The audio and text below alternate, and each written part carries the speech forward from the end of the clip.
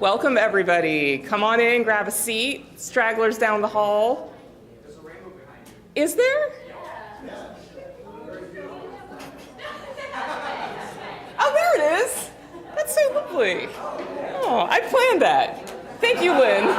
Thank you, Lynn, for arranging a rainbow. Appreciate that. Everybody comfy? Looks like we're comfy and cozy. You're going to hear me say this over and over again, but just in case you don't know, my name is Erica Dawson, and I'm happy to welcome you to the University of Tampa's MFA program in Creative Writing June 2018 residency. Way back in 2012, we started a low residency program where a small number of poets, nonfiction writers, and fiction writers came to our campus for 10 jam-packed days every January and June. Tonight marks the 14th time we've welcomed MFA students to our campus, 14 times. And the scary part,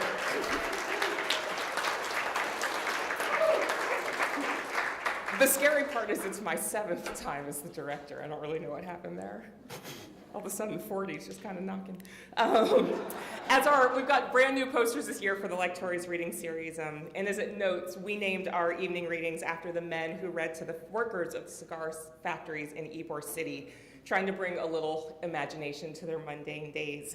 And the theme that the students know already for this residency is thinking about moving from singularity to something universal. And I hope that tonight and at every reading following this one, you will experience some magic of visiting worlds other than your own and making those worlds your own, whether they're excited or fearful. Maybe we can learn a little bit about ourselves and each other. There's a whole host of people that I have to thank for making this program possible. First, Dr. Ronald Vaughn, our president, Dr. David Stern, our provost. A special thanks to our amazing dean of the College of Arts and Letters, Dr. David Gudlunas. Thank you, David. And also in absentia, because he's sick, Dr. David Reamer. Yes, everybody's name is David here. If you hold an administrative position, your name is David. You can now call me David Dawson. I'd like to thank David, who's the chair of our English and Writing department. And then, of course, I have to thank our faculty, which I have to say at this point are probably my bestest friends. Which is going to make it hard when I have to fire you. No, I was kidding. Actually, a really small percentage of our faculty lives here in Tampa. The other 9 take time away from their busy lives, somewhere between California and Maine, to dedicate themselves to the program and our students. So when I say their names, I'd like you, I know you won't stand, so just give us like a little wave. Don Morrill, who's not only UT's Dean of Graduate and Continuing Studies, but a darn fine novelist with a brand new debut novel. Don Morrill. There he is. Jess Anthony, who's currently wrestling a 400-page fiction manuscript. We want to see those guns. There you go. Sandra Beasley, who's currently putting the finishing touches on a poetry anthology that she edited all about Southern food. Where's Sandra? There she is. Sandra, will you be making us some chicken later? Will there be cornbread in a reading or something? No? Yes. What kind of barbecue are we talking about, though? It's a question. Should we talk about that now, or maybe it's not the right time? We'll get together later. Okay. All right. Let's see. John Capuya, UT journalism professor, who keeps winning awards for his big book on Florida soul. John Capuya.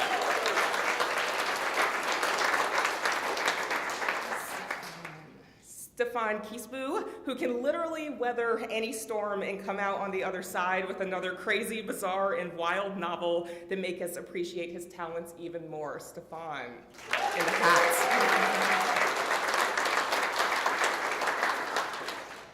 Kevin Moffat, who can't help it if he's from Florida, and whose story called Sixth Wonder that was printed in an anthology titled We Can't Help If We're From Florida always reveals that he's the best that this state has to offer. Kevin Moffat.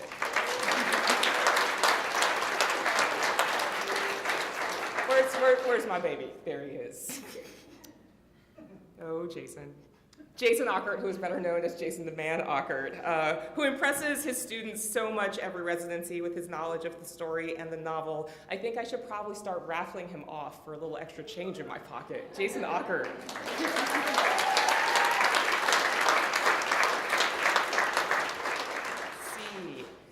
Alan Michael Parker, who finished a book of poems and a novel in the last 2 years and probably is sitting on a book of essays right now. Alan Michael Parker. Is there a book of essays? There's got to be something. I know there's something at the ready. Jeff Parker, who founded this program, has a very active, you might have seen her, 18-month-old daughter, and a novel in progress. So let's applaud him for being awake.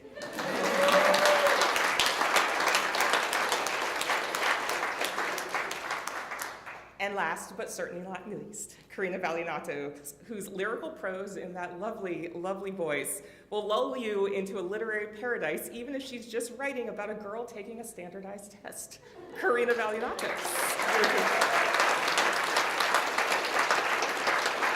I always forget one. Did I forget one? I totally did it. All right. Good for me. Thank you so much to all of our faculty for being here with us again. I would like to thank all of our staff, specifically our interns, Mina and Haley and Noah, our GA Chanel, our admissions guru, Teddy, and my right-hand woman / Florida mom, Lynn Bardis.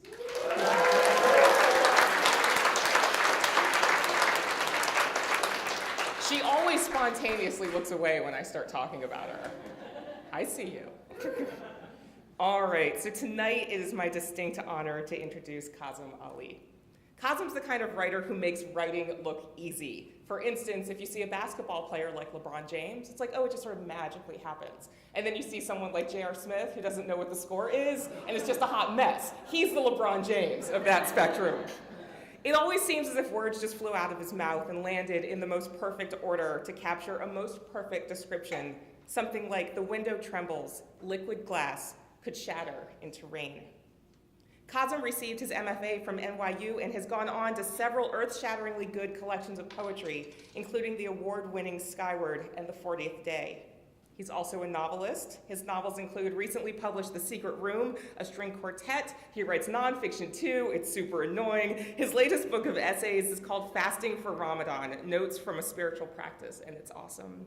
His newest book, Silver Road, Essays, Maps, and Calligraphies, is an inventive, incomparable hybrid memoir, and I hope he reads a little bit of that tonight. So he's obviously accomplished, but as the students and I spoke about this afternoon, it's not enough to publish your words or to win awards. It's about making that connection with your audience. It's about sharing something with someone who maybe learns a little bit more about you and about themselves along the way. I think Kazim makes connections like these because of his allegiance to the image. Just going to be a nerd for a second. Ezra Pound defined an image as an intellectual and emotional complex in an instant of time. For me, it's those moments where the right brain and the left brain come together, where, in Kazim's work, you have a moment, both love and learning, both understanding and belief. Please help me welcome Kazim to the stage.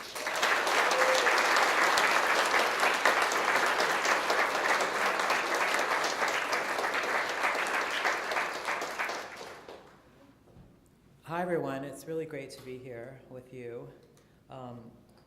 I've been in this room before, but never in the daytime, so I did not realize the view outside was so remarkable and disturbing. It has this endless sea and then these sort of cranes barricading us from it, which is probably going to make its way into someone in this room's poem later, I hope. Maybe not mine. So I'm going to read to you a couple of different types of things, some short little poems and some longer, I don't know, maybe hybrid or lies between poetry and essay. This little thing is called Wrong Star. Wrong star I chose to sail under alone. I did not want to be alone, brought or abandoned those nights when I did not know. Who could know? Am I invited? Do you remember? Which question needs answer? I was invited by, maybe 2 or 3 years ago, I was invited by the Academy of American Poets, who was doing this collaboration with the National Park Service, where they were asking 50 poets, one from each state, to choose a national park in that state and write a poem that was inspired by that national park. And so I was the poet who was chosen from Ohio, and the national park that I chose is actually the smallest national park in the country. It's a memorial to a young man named David Berger. Does anyone know who David Berger was? Okay.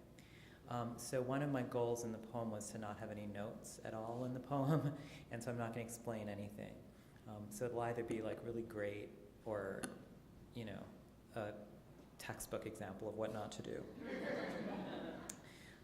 Because there are 6 different strands that weave in and out of each other in this poem, and one of those strands is about David Berger, and the rest, it comes from everything else. And the poem is called Hesperine for David Berger. Begin with the dining room custodian at the Ivy League University who smashed the stained glass window because now we are actually going to change history.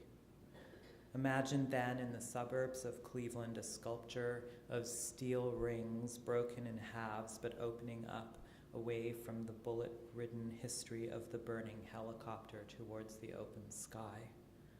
It seems possible because there is a bridge between general relativity and quantum mechanics that physicists have not yet ascertained. Imagine neither a conditional future if the past was different, nor forging ahead from the broken, but something newer that bridged that loss. For example, what if a painter left the canvas entirely and instead looked at all the extant surfaces in the already man-made and man-frayed world? History, then, as fragile as stained glass, and yet writes new narratives that shape every movement forward. Both ways of understanding the behavior of matter cannot both be true, yet somehow they still behave as true on the lived-in planet. David Berger, at 27, decides to move across the world from Cleveland, Ohio to Israel to train and compete in the Olympics, Munich, 1972. What Kazim Ali did is he reached up without really thinking, he said. He climbed up on top of a table in the Yale University dining room, and with the long handle of his broom, he sang in bits and pieces to God the road you knew, which was the confusion road, the one made of all your wrong turns. Geometry of a building makes it stand. Math is mighty. There are abstractions in every letter. Their architecture makes sound possible. For each of you there is a practice, the Quran says. If God had willed, he would have made you just one people. Imran Qureshi does not paint on canvases, but paints little blossoms on the ground, on the wall, in the corners of the room, and they bloom like water, or blood, or light, while the Qawwali singer Amjad Sabri groans his throat open in ecstatic sound, aiming to reach from the muck of the earth all the way to heaven. From the summit I plummet then into the time of unstrung lyres to try to go back into the dark time. A letter arriving in the night, mysterious, reads a reminder, we do not forget, we do not forgive. The translator of broken scripts, you, I try to tongue your way through that old score, shame that I am still trying to settle, sky, boat, bear me down along these reticent chords while I plumb lupin fields in search of lingering snow. Do you know what your body is? Do you know what God is? Music that do sound off strings into voice from the body's drum that sings like breath through wind, shattered the panes of the stained glass window depicting enslaved workers bearing cotton along a road. Hesperus, the evening star, shines with a cold light through the tightest drawn evenings, sharp-edged and dissolute. Kazim Ali said he didn't even think about it. He came into work in the dining room every single day, and he hated that one image in the glass, and one day he just, and all of that was wrong. It was a pattern painted not last year or 100 years ago, but I mean yesterday or this morning.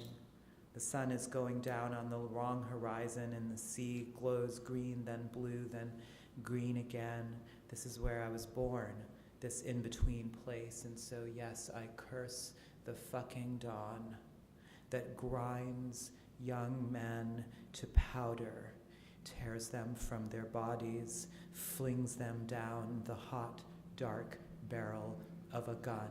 How then to catalog the metadata of all the corpses that locate for us our own bodies and register their Western comfort? A bullet punching through a body like punching through a ticket, registering it for passage. Do you know what God is? What's not? Do you know what art is? What's not? Do you know what a nation is? A citizen is? A crime? Sir, this world has always asked me for my labor, then been silent upon delivery. The star of evening's twin brother was Phosphorus, the star of morning, who rose up in dawn and brought new day, a metaphor, of course, for new life, savage, spill and splendid, this tended plot, a plant, this polity close to alarm, smoke in the hallway, the door opening, the key stolen, shadows appearing, and what is the sound of misdemeanors hefting the minutes like prison tattoos when they took David Berger and his roommates in the Olympic Village, and then 5 others in the second apartment. I crunch down in the room of my life to draw small blossoms in the corners of the world, flowers or water or light. And what do I have against the intention of violence but these small chromatic gestures? Nothing. While I pretend the sound I howl has some direction, this impossible world, always a gate opening, could be the death of me. What passes from beyond the horizon of the black hole can define how the universe is made, because if we are right, we are right. But the window shattered, and the glass rained down onto the street outside. The custodial worker, Casey Menifee, was arrested, but Yale University declined to press charges. The beautiful were made beautiful, the blood in their bodies sang, and in the rain of white phosphorus into the streets of Gaza. This technique of Qawwali, it depends on the old belief that God is found in abstraction and in sound, not in the particular or the definable. And the Sufi teachers say that the physical matter of the universe is what makes the spiritual entity of God. The astrophysicist then plays a Coltrane riff and reveals its score, which maps a shape that corresponds to an equation describing a particle of space-time. That's true, actually. You did learn in painting directly on stone or the concrete sidewalk, or the notes resting in the throat, or body against body wrestling or tumbling in space. So register then my ticket. On the train in France, the machine for the ticket says composté.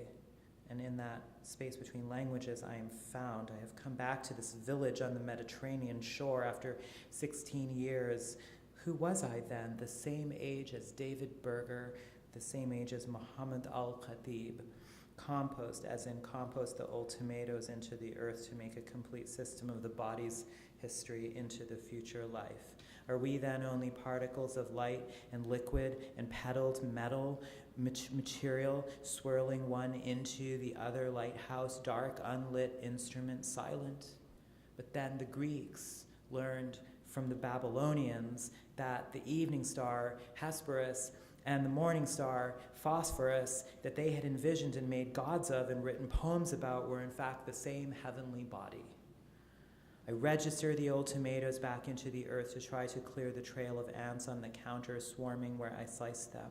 We live by laws of men, drawn of laws of God, men say are real, who then erect the frame for this chainsaw light.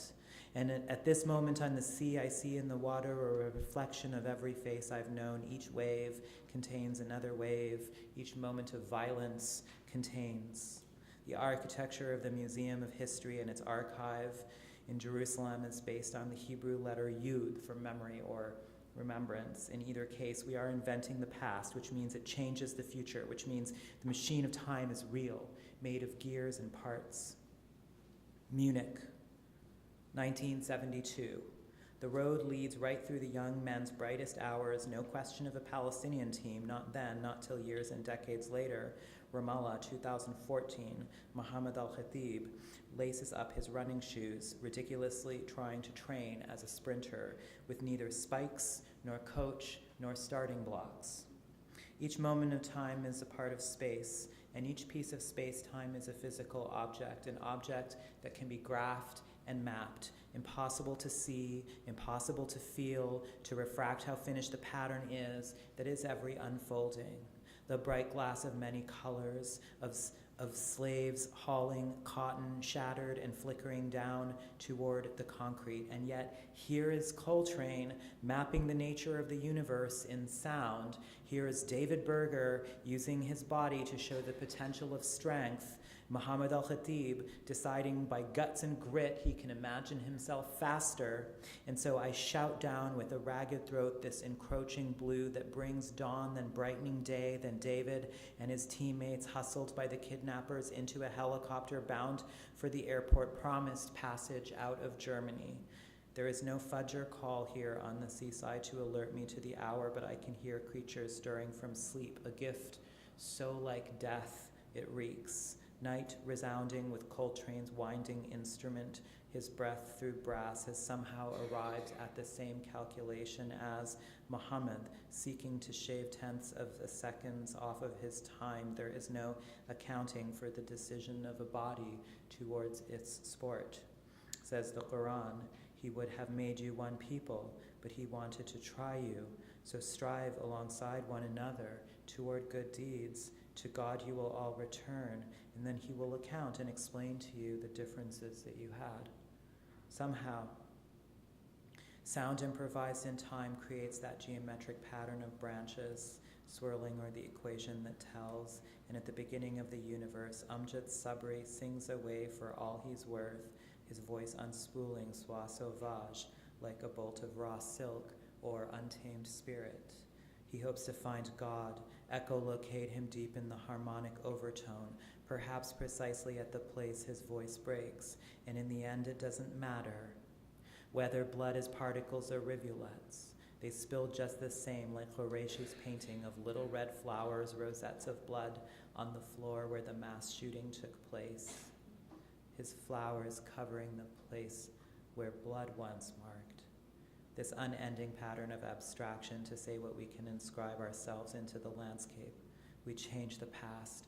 We can write ourselves as a letter arriving unannounced to God with no return address. And what other explanation does any Quranic scholar have for the verses that are neither sentences nor sayings, but merely glyphs of letters? For example, alif, lam, mim, ta, ha, alif, lam, ra. And physics knows what Sabri is hungry for, that the point of breaking a bullet enters David Berger's left shoulder. Unlike the others, he is shot while still in the apartment in the Olympic Village, perhaps to intimidate the other prisoners, or perhaps he tried to resist. But because he saw the lip of the black hole as the possibility to know, and it is that which tipped us off that the systems of physics do not match, that everything that was thought was true still behaves as if it is true, but both things cannot in the known universe actually be true, because if we are on a continuum, a wave where time and space bend, then nothing is supposed to emerge from the event horizon of a black hole, and yet Casey Manafee climbed up on the table. He could not say why. He just said, every day I came into work and I see that window. Muhammad al-Khatib left Palestine to go to Houston, Texas, where he found enough open space to run and train. I only want to hear Palestine's national anthem in the stadium, he said to the reporter. To hear is to make real. Coltrane was a physicist. Sabri found a way to God. David Berger left his home in Cleveland to move to Israel to lift weights and compete, and so at the end of it all, when the bodies of the 10 others returned to Israel, David's body was flown back to the States alone. These boys' bodies are made of particles that travel one into the other, and I curse the crepuscular moment, dark and light. What are you? What is God? What isn't? Not until epochs of time later did the Romans look into the sky at Phosphorus, whose name means bearer of light, and translate it into their own language, Latin, as Lucifer, called also son of morning. Does every journey continue down the barrel of a gun from the Olympic Village to the helicopter to the airport where the trick was played, to the shootout, to the firestorm? And what sounds break the circles of action and reaction? And if space bends, does time? Can history be unwoven, the tightness released to make it possible to breathe and write anew?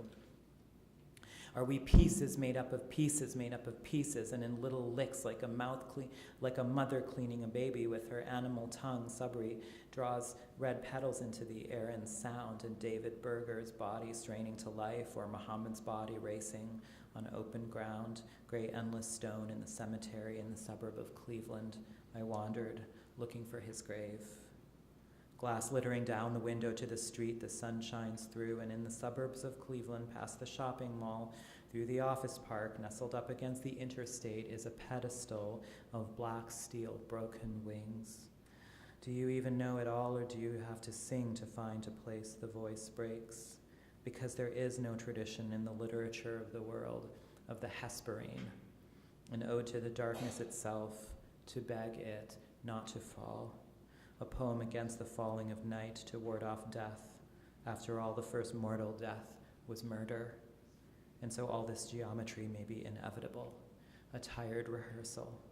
The stones I left on David Berger's tomb mark what in the end is just my passing, that a living person was here very briefly, looking to touch the dead.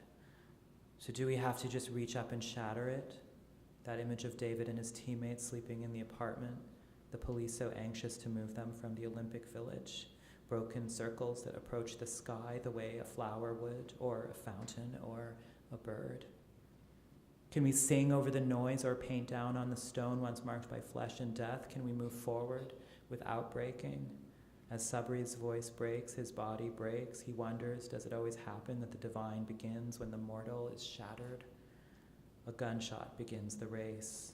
Dusk turns then to night, turns to dawn, then turns to day. Bodies infect and inflect each other with particles, small moments of light and dark. Imran Qureshi paints another little flower down, and does he pray that history may be erased by beauty? How can one create in painting and sound and poetry of the body the new and abiding future life? Bodies separated by years and miles, and religion and law may release their own energy, may transfer into one another, maybe even be the same body. And is the reality of the physical universe a continuum of time and space, or is it made of moments that can move forward and backward? Can the past be changed? Hesperus makes a play for the sacred space of grief. Phosphorus rains down upon Gaza into the bodies of unmade sprinters, weightlifters, pole vaulters, gymnasts. And what if God is improvising, like Coltrane? Ta, scene, meme. There is no time left. David has a plane to catch. He says goodbye to his parents. Ein, scene, qaf. The broomstick shatters the glass window, and the image litters down. Qaf, ha, ya, ein, swad. My voice then breaks as evening covers us in a downpour. What else? What else? Ya, scene. Oh, let us end then, not in the present moment, nor in some deathless, wished-for past, but maybe some very ordinary day, a very normal day, perhaps a little chilly. There is Muhammad in the hills above Ramallah, lacing up his old shoes, even though there is no open ground to run on, no coach to train him, no spikes, no starting blocks.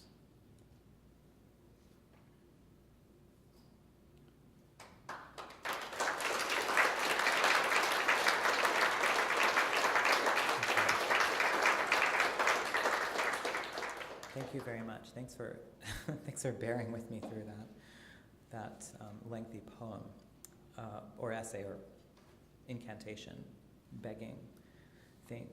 I'll just read you a couple more things, shorter things. I'll read you another one just like that. I'll read you one a little longer than that. No, I'm teasing you. This is a poem called Golden Boy.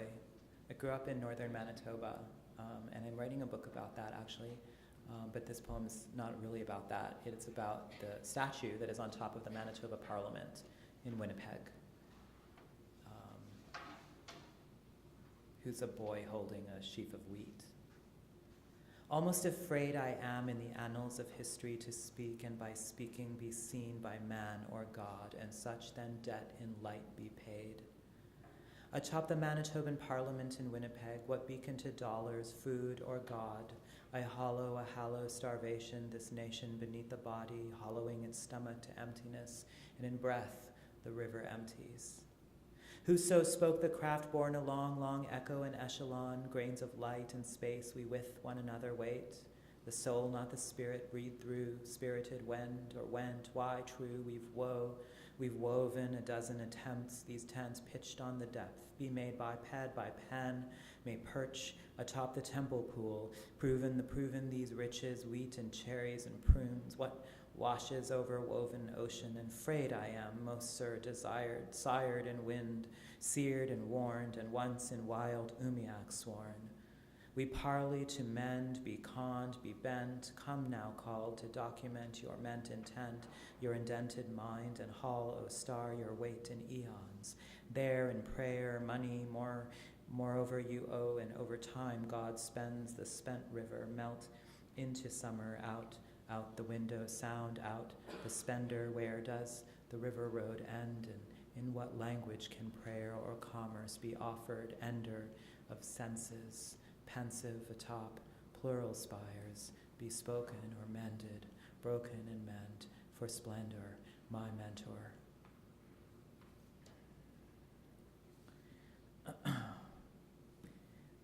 This is another short poem, like the one I read you at the beginning. So this manuscript that I'm reading from is comprised of these short little poems and then long poems in between them. So this poem is called No Name. No name. Why this holy day, honed, hollow day, hall, I, lost, wind, when wooden I can't bear to be unaided in hunt, unhanded to haunt, when strewn, sound, who will be held in hand, brought, sent, mooring at the shore, who are you for? For what fewer who wore be called this wooer, moreover, who are the ones in horror, in light, who'll strew, then sue for war?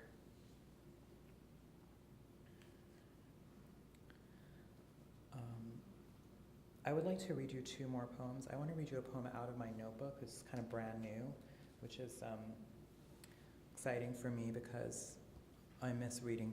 You know, when I was a young slammer, there'd be, some event and we wouldn't, be with my friends and we wouldn't have any, we'd be like, oh, but we read all of our poems. We got to get together and write some new material. We get together in the afternoon and write and then go out and perform the poem. So there was something very fresh about the expression, and I feel like at this point in my writing life I don't often do that, so this is a brand new poem. It's a love poem to my deep love of my life, Marguerite Duras. So she grew up in Vietnam and she wrote this very famous book called The Lover, which is about this old lover of hers, and probably like the first third of the book is her on a ferry going across a river, and it's like you keep waiting for this love affair to happen, and it's just her crossing the river. There's one reason it's so fabulous. So I refer to that in this book. And it's and the opening of The Lover is very famous. It's someone who knew her when she was a young woman going up to her and telling her how her face has changed so much because she's aged. So this poem is called Fag Hag. I'm the fag, she's the hag. Just in case that wasn't clear. God was very near, not burned in stone.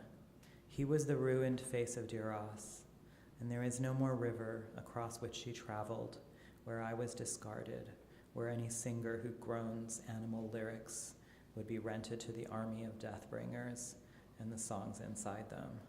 No more of the lover who hasn't written in years, and all I remember of him is a beautiful sadness when he smiled.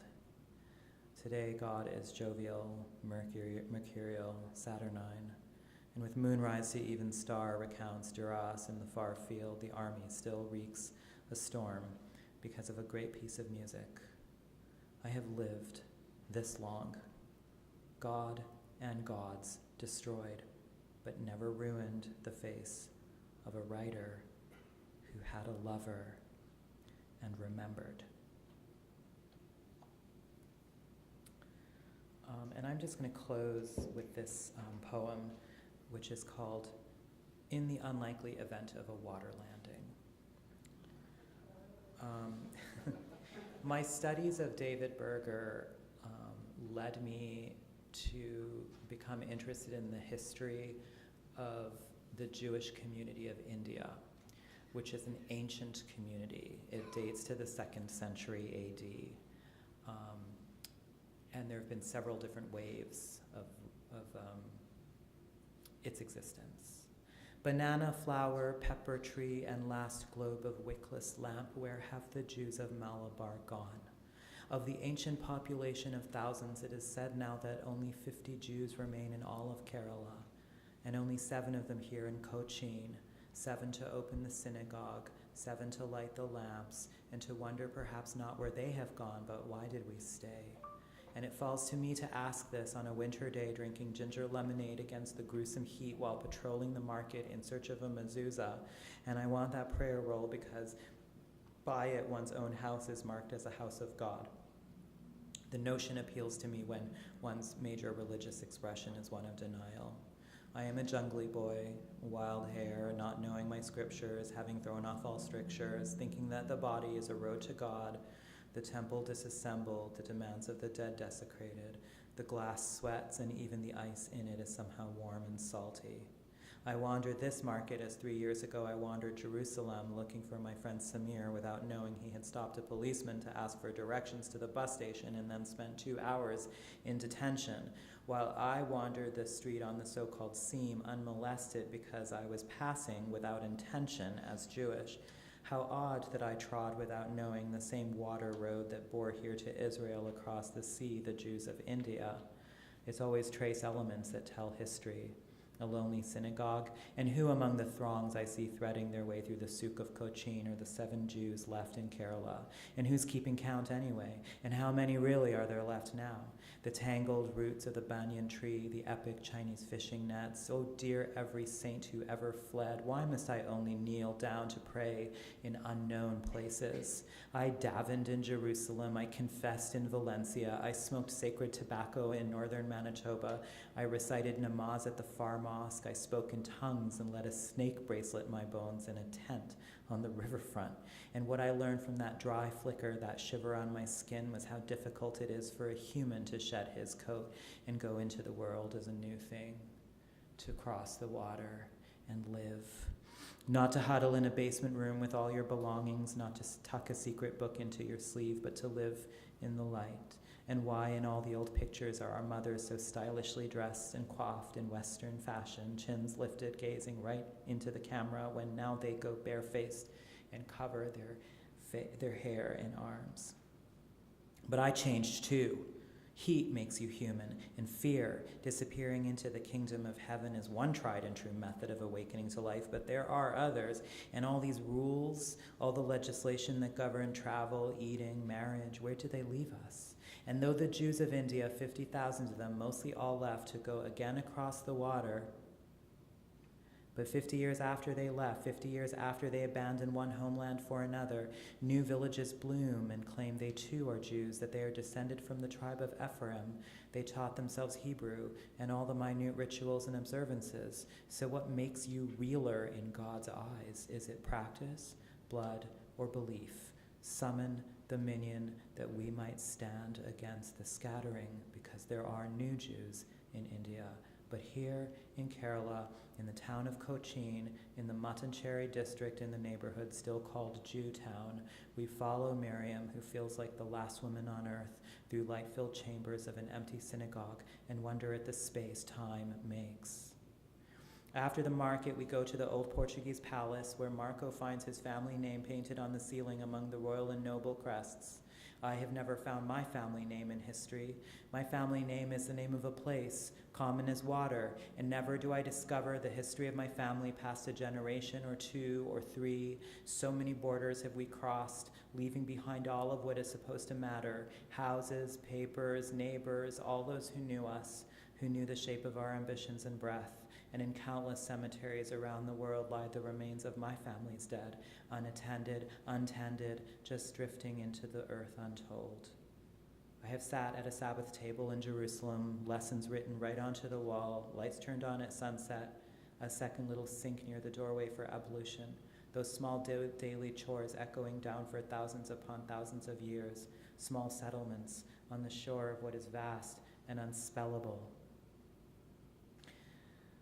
The roots of the tree, this language, these water words that drum through the synagogue are not Hebrew but Malayalam, or English spoken by Malayalam speakers, extra vowels added to the end of every word, language like rain on the roof, and what perfect sibilance to use a language of rain, to recite the rituals of people who passed like water through this land, saturating it but unnoticed, evaporating into the blue linen of air, to travel into flower petals or the vitreous part of the eye or the saliva of a buffalo or the trickle of a snail.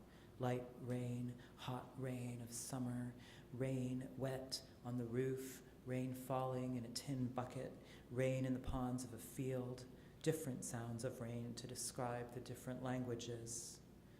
The rains of India are the sounds of diaspora, the words disperse, the sound of return, drawing a people in. The synagogues of India are emptied out, and yet in a groundswell, just a tiny blossom or a spindly green shoot splitting through a crevasse in concrete, which does not normally happen in the history of the world. In the unlikely event of a water landing, the flight attendant announces on a flight between Denver and Austin. Oh, jungly boy with your lust and love for forbidden things, don't you too hide away what you care about most? Don't shame and guilt govern you too every time desire swells. Laced by blue threads of liquid stitched through all time, the wicked winter filled the oil in the wickless lamp, the glass globes shiver in the parched seared air as Miriam passes, the tiniest breeze riffles the curtain hanging over the doorway. This is why we live in the world. The Jews of India have gone across the water between Denver and Austin. In the air once I looked down at the desert to the horizon, no water in sight. Blue and green absented themselves, and all I could think about were the life jackets beneath each seat, the lifeboats secreted away somewhere on this plain, and I thought about that plane that disappeared, perhaps into the Indian Ocean, the same one that lies between the Levant and the Malabar coast. What I bow down to does not know me. Safety and ignorance, aren't they the same? Water folding over the vessel. The summer I was free to learn that prayer, the prayer from hidden books that resound in the abandoned buildings. Who leaves across the water? What and who do you leave behind? Who lived here first? How do the traces still sing? What vanishes beneath the waves and into the earth or into the air? What pulls up again from beneath the surface? And in the colorful streets in the old city of Jerusalem, I see others who look like me and wonder now, found, now home, now among all the others who look and eat and smell and pray like you, what of Sepharad might you, steep and unsaid, still long for? What of the places in the west and the north and the east remain inside you? Do you ever still sing to God in the tongue of rain? Do inside your mouth still resound somehow the green Indian sutras of Malabar? Thank you.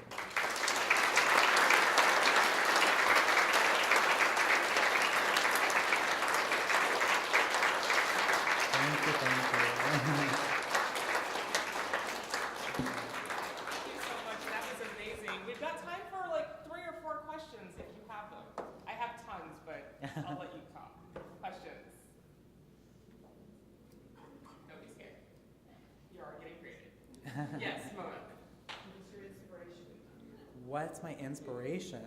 Well, I think in both of those 2 long pieces that I read to you, my inspiration came like when I would read something or learn about something and then I wanted to know more about it, and it was kind of putting different things together. So neither of them kind of have a unity. The poem that starts about the history of the Jews in India, I just became interested in learning about because I was in Kerala and we went to that synagogue, and then I came to know that there had been a large population of Jews in Kerala. Large is relative, around 50,000. And that when Israel was founded in 1948, pretty much the entire population left. And there were probably around 50 people left, and then over time now there's only 7 people left. So I just became really interested in like why people stay, why people leave. And then in the course of that research, I learned that there are actually these new villages in Andhra Pradesh, which is one of the provinces, one village of 800 people and one village of 1,500 people, where the villages themselves claimed that they were Jewish. And the Rabbinical Council in Israel said, no, it doesn't really work like that. But they kept insisting, and they sent like young people from the village went to Kerala to study at the synagogue and learn from the old Jewish people to all of the rituals. They taught themselves Hebrew. They learned everything there was to learn, and then they went back and taught everyone in the village. And so now you have these villages full of Jewish people, and it's like one of them, it was happening in like 1987, and then one of them was like a little bit earlier than that in the 70s. And it's a remarkable thing, you know. Now the Rabbinical Council has acknowledged them. In fact, they said they have done this process and have become Jewish. But that's not how you become Jewish, actually, like in the world of Judaism, basically. So I just became fascinated by like, what is this all about and what are the implications of it? Same with the other poem about David Berger. I started by learning about David Berger, but I was also reading about physics at the same time, and I was reading about the guy, the Yale, the custodial worker who shattered the window, and all of it sort of started to come together in my mind and make a pattern.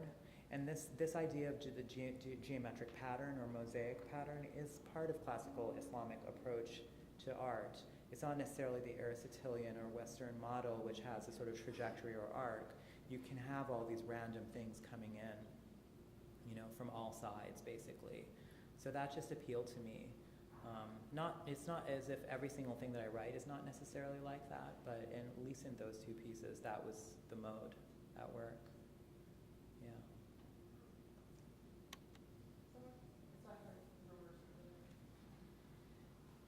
Yes, Jeremy. I'm not a poet, so this might be obvious, and you might have also kind of answered this, but the poem regarding David Berger didn't feel random, but it also felt extremely complicated. How did you construct that? Oh, I would love to show you my work pages. It was very constructed. It was very composed. I wanted a disorderedness, but I really wanted it to have like a pattern. There were plenty of places where I broke off. It's probably a hard poem to hear as opposed to read on the page. There were plenty of places where I broke off in the middle of a sentence, but the grammar would parse to the next sentence, so it's on purpose confusing in a way, which is part of the mode of like the kaleidoscopic, rush of information that we're all confronted with and the way that our brain makes meaning. Like I'm interested in all of that. So I marked, I wrote the first draft of it, I wrote it, and I was trying to alternate the strands and stuff like that. Then I went back through it and I coded all the lines about like what each subject was and what topic was, and then I tried to kind of arrange it almost the way you would arrange music or a sculpture, to kind of have it alternate the right way and not be like 10 pages about one thing and then one line of something else, And it's still in process. I mean, it's been published, but I still think about it. When I read it out loud, I notice like the bits and places that it could be kind of tweaked or created to be a little better.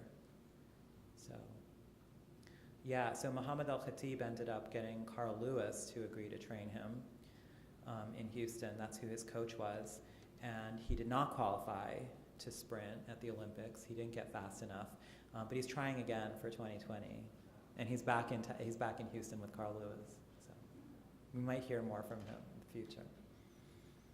Maybe 2 more questions? In the break. Not talk about a lot in your values. I know, it's like not on purpose, really. I'm trying to get away from it. It's not working though, is it? Is this my water? Yeah. I guess I was just kind of curious if, that was kind of pattern.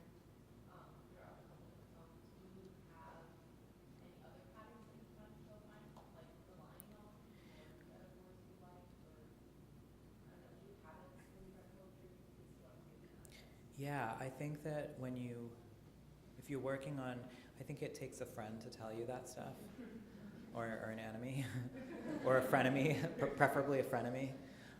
Literary frenemies are the best, actually, because they keep you on their toes, and they're not going to bullshit you, you know.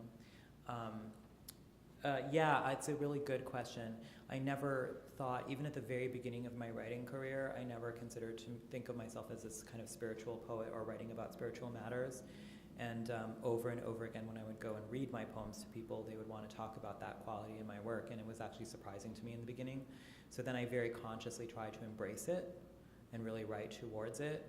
And that's a book called The 40th Day, where I really try to grapple with all of that. But then recently, I'm very specifically consciously trying to drop it. But as you can see, it's a complete failure. Even I could tell as I was reading it, I was like, wow, there's a lot of God in these poems. And I didn't mean for that to happen. But I think that's fair. I think our obsessions come out.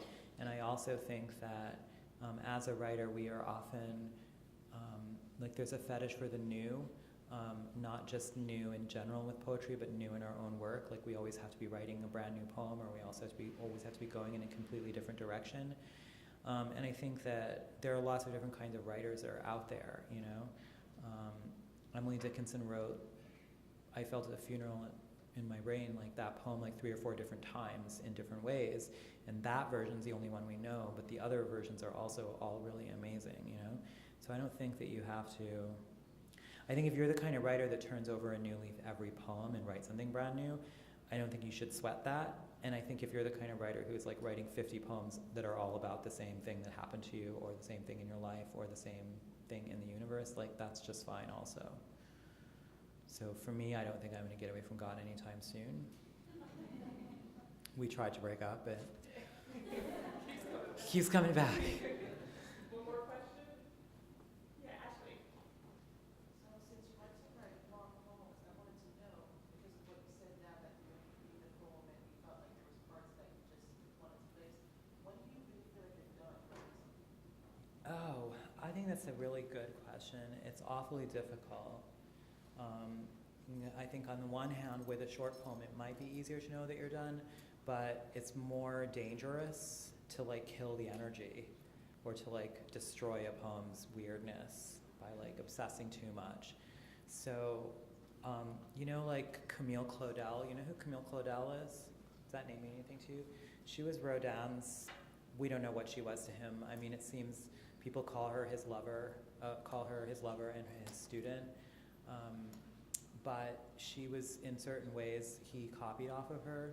Like she was almost the teacher. She was younger, I believe, but one of the weird things that she did that he then starts to do later in his career is sculptures like emerging from the rock but not finished. And that wasn't really a thing in sculpture. Like that was just her being weird, basically, what other people thought was weird. And she was like considered mentally ill and institutionalized, you know. I'm not sure if it was related to her art or not. I think there were other things. But this is the idea of like the half finished, or leaving a work wild, still half unknown, you know? There's something special about that. And I think in particular with a shorter poem, there can be a temptation to make it really perfect. And there's almost like, you know, the old Jewish idea of like there should be a flaw in the sacred text, somewhere hidden in the sacred text. I think that is really important. With a longer poem, it's always going to be messy. There's always going to be something that can be changed or different. It's impossible, you know? Even any poem that I can think of, it's like, it can always be better. So you have to just give up hope of there being a completion, a sense of completion. Nothing's ever finished. With that, let's give Kazim a round. Thank you.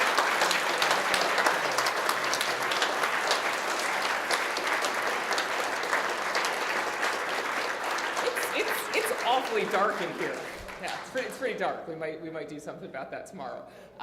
As per usual, we have books for sale in the lobby. I'm going to scoot Kazim out there so he can have a seat and sign for you guys. Big things coming up over the next 8 days. Big things. Tomorrow night here, Sonia Huber will be reading for us. She's an amazing essayist and a good old friend of mine, so you should be here 7:30, same time. And then Saturday evening, our own faculty members, Don Morrill and Corrina Vallenato, will be reading here again at 7:30 p.m. So I hope to see you soon. Have a good night.